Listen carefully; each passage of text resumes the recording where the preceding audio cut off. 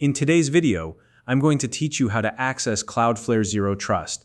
As organizations and individuals continue to prioritize secure access to their online tools, Cloudflare Zero Trust has become an essential solution for managing and protecting web applications, users, and data.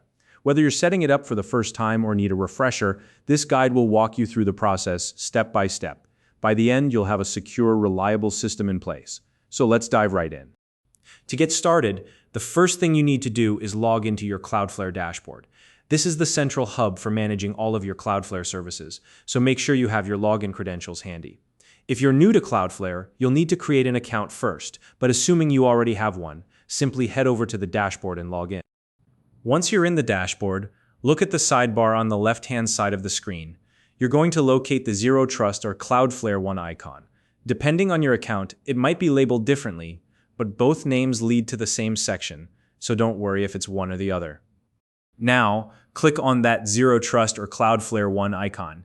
This will take you directly to the Zero Trust section of your dashboard. Here, you'll gain access to the tools and features you'll need to set up and manage your Zero Trust environment. As you enter this section, you'll be prompted to follow an onboarding wizard. This step is crucial because it ensures everything is set up correctly. One of the first things the wizard will ask you to do is to enter a team name. This team name will be used to create your team domain. For example, if you choose MyCorp as your team name, your team domain will be mycorp.cloudflareaccess.com. Be sure to choose a name that's easy for your team to recognize and relate to. Next, you'll need to select a plan that best suits your needs. Cloudflare offers a free plan, which is a great option for teams with up to 50 users. If you have a larger team or require additional features, you can explore the paid plans. Take your time to review the options and pick the one that aligns with your requirements. Once you've completed the onboarding wizard, navigate to the Zero Trust portal and click on the Settings section. Within Settings, you'll find an option for Authentication. This is where you configure how users will log in.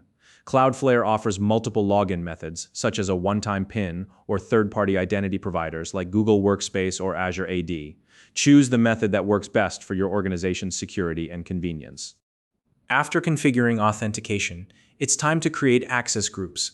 To do this, navigate to the Access section and click on Access Groups. These groups allow you to organize your users based on specific roles or criteria. For instance, you might have one group for administrators, another for developers, and another for general users.